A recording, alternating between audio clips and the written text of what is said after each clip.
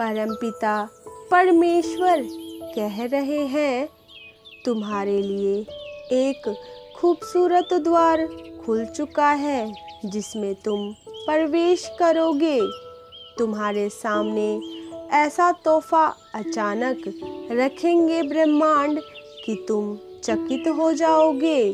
एक खूबसूरत तोहफा तुम्हारा इंतजार कर रहा है। अब वक्त आ चुका है अपने पंख फैलाने का, उस खुले आकाश में कहीं दूर उड़ जाने का। मेरे प्रिय, कैसे हो तुम? मैं देख पा रहा हूँ कि तुम आध्यात्मिक उन्नति कर रहे हो।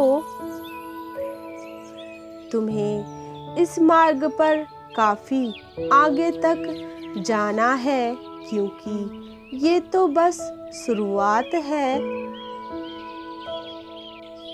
आज मैं तुम्हें एक बहुत ही महत्वपूर्ण बात बताना चाहता हूँ।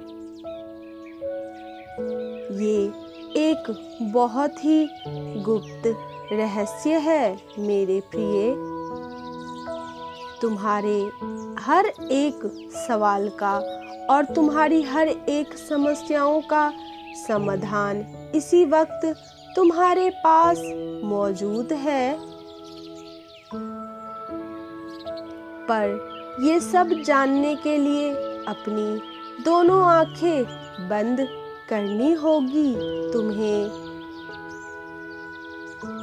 जब तुम अपनी आंतरिक एवं ब्रह्म ध्वनियों को नियंत्रित करके अपना ध्यान नेत्रों के बीच केंद्रित करोगे, तब तुम हर एक सवाल का जवाब जान पाओगे।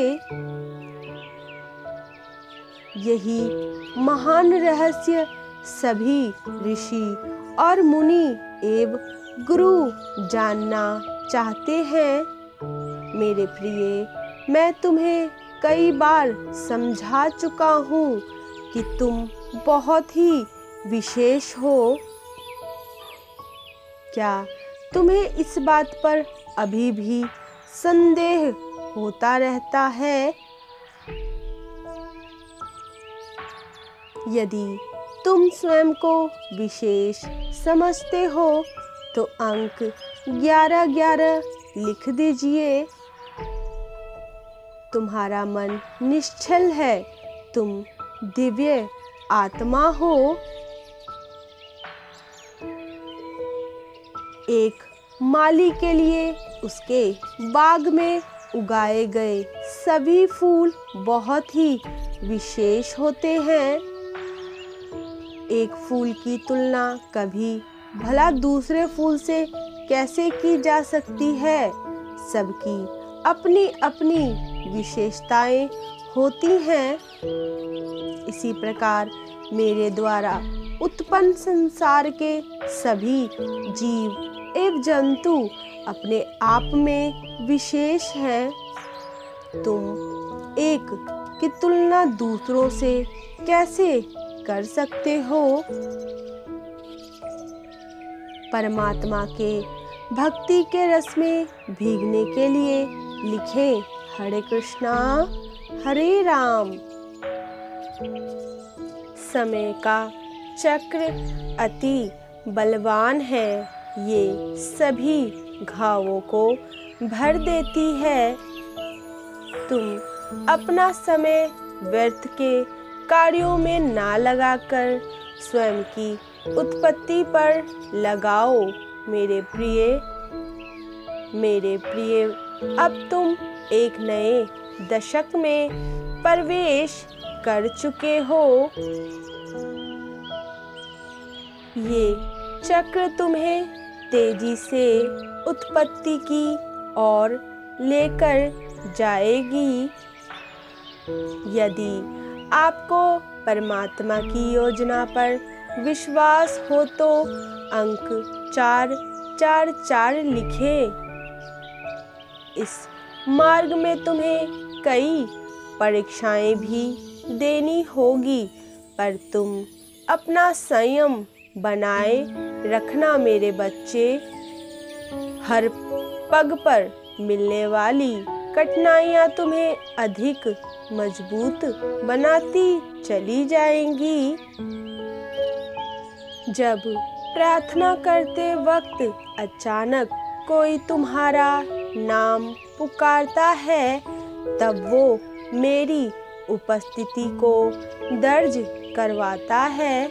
मैं तुम्हें आशीर्वाद दे रहा हूँ कि तुम अपनी इस नई यात्रा में सफल जरूर होंगे। मेरे प्रिय बच्चे, मैं देख पा रहा हूँ तुम भावनाओं से अतप्रोत हो रहे हो।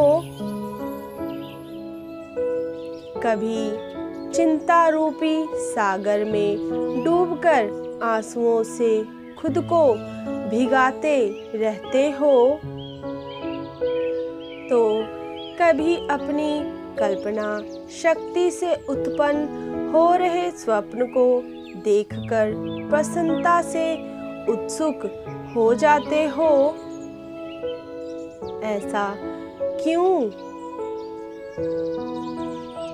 मैं तुम्हारी आत्मा की पुकार को सुन रहा हूँ,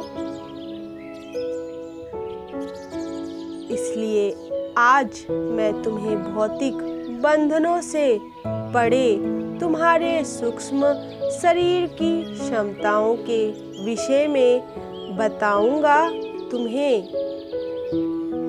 मेरे प्रिय, तुम जिस संसार में जी रहे हो वो परम ब्रह्म की बस एक कल्पना मात्र है। जिस प्रकार तुम हर रात्रि स्वप्न देखते हो,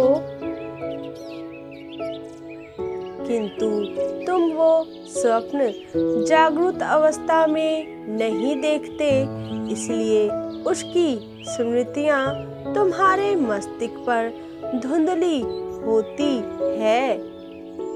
किंतु पार ब्रह्म जागृत अवस्था में जो स्वप्न देखते हैं, वही इस सृष्टि के संचालक का मूल्य है।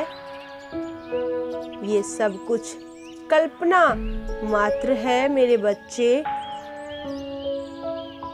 तुम अपने जिस भौतिक शरीर को इतना अधिक महत्व दे रहे हो, उसे अत्यंत शक्तिशाली तुम्हारा सूक्ष्म शरीर है। मेरे प्रिय, अब तुम्हें जागना ही होगा। अब इस गहरी नींद से जागो मेरे प्रिय। जिस प्रकार पार ब्रह्म अपनी कल्पना से अनेकों ब्रह्मांड का निर्माण या विसर्जन एक क्षण में कर सकते हैं, ठीक उसी प्रकार उनकी संतान अर्थात तुम मेरे बच्चे अपने भौतिक शरीर में रहते हुए भी इस संसार की किसी भी वस्तु को अपनी कल्पना से निर्मित कर सकते हो। जितने भी विज्ञान आविष्कार हुए हैं, वो किसी ना किसी व्यक्ति की कल्पना ही थी।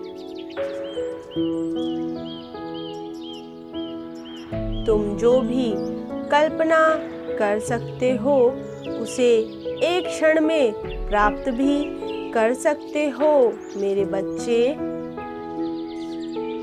प्रश्न ये उठता है कि यदि कल्पना मात्र से ही सब कुछ प्राप्त हो जाता है, तो परीक्षण की क्या आवश्यकता है? इसलिए ये प्रश्न व्यक्ति के मस्तिष्क में इसलिए उठता है, क्योंकि 99% लोग ये विश्वास ही नहीं कर पाते कि उनकी कल्पना मूर्ति रूप एक क्षण में धारण कर सकती है, क्योंकि जन्म से ही यही बताया गया है कि आपको परीक्षण से ही सब कुछ मिल सकता है। मेरे बच्चे, जिस व्यक्ति में ये ज्ञान जागृत हो जाता है, उसको वस्तुओं का लोभ नहीं रहता। तुम किस बात की चिंता करते हो?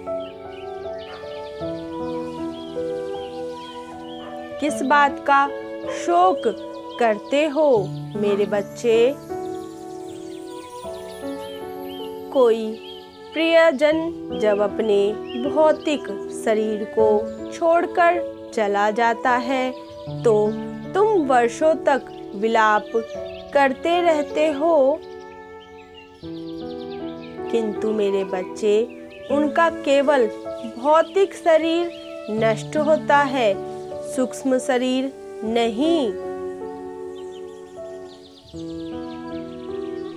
तुम्हारे प्रियजन इसी ब्रह्मांड में सूक्ष्म शरीर में सूक्ष्म लोक में चले जाते हैं। यदि तुम अपने सूक्ष्म शरीर से जागृत अवस्था में जुड़ पाओ, तब तुम उनसे भेंट भी कर सकते हो।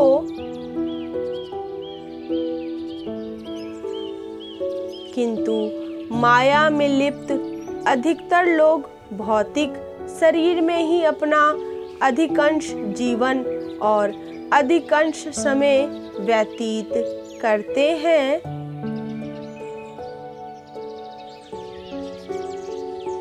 मेरे बच्चे, तुम्हारे शरीर के 3 मुख्य शेष हैं, जिनमें से सबसे निचले स्तर का शरीर स्थूल शरीर अर्थात भौतिक शरीर में आता है। व्यक्ति इसी को पूर्ण सत्य मानकर विलाप करता है, किंतु जब भी किसी की मृत्यु होती है तो केवल उसका स्थूल शरीर नष्ट होता है, उसका बाकी 2 शरीर जीवित रहता है। मेरे बच्चे, मेरे प्रिय, समय आ गया है जागृत अवस्था में अपने सूक्ष्म शरीर से जुड़ने का। तुमने कई बार अपनों के माध्यम से अपने सूक्ष्म शरीर से यात्रा की है। मेरे बच्चे, यदि तुम्हें अपने पिता पर विश्वास है तो कमेंट में मेरी जीत होने वाली है लिखकर दिव्य संदेश को इसी क्षण लाइक कर दीजिए और चैनल को सब्सक्राइब भी कर दीजिए। किंतु अब तुम्हें जागते हुए अपने स्थूल शरीर से अपने सूक्ष्म शरीर को पहचानना होगा।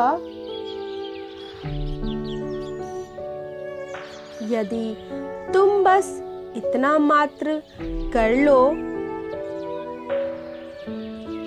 तब जन्म और मृत्यु का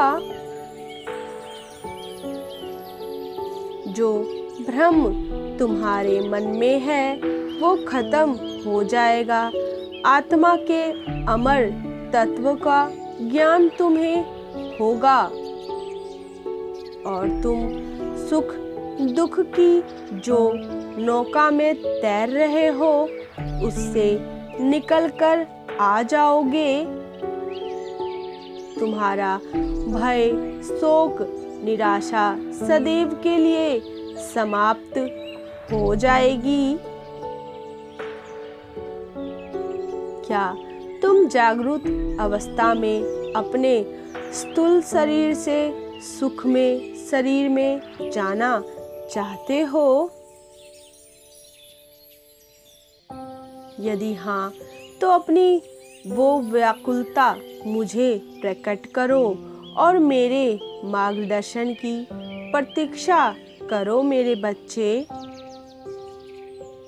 सच्चे मार्गदर्शन और आध्यात्मिक ज्ञान के लिए हमारे चैनल को सब्सक्राइब करें और वीडियो को लाइक अवश्य से कर दें।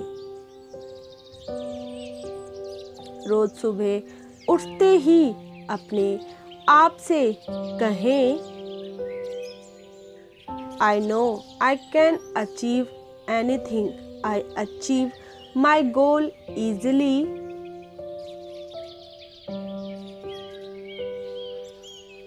अगले संदेश में आपके लिए कुछ बेहद महत्वपूर्ण आने वाला है। Type yes if you believe, universe blessing. Radhe Radhe, Hari बोल।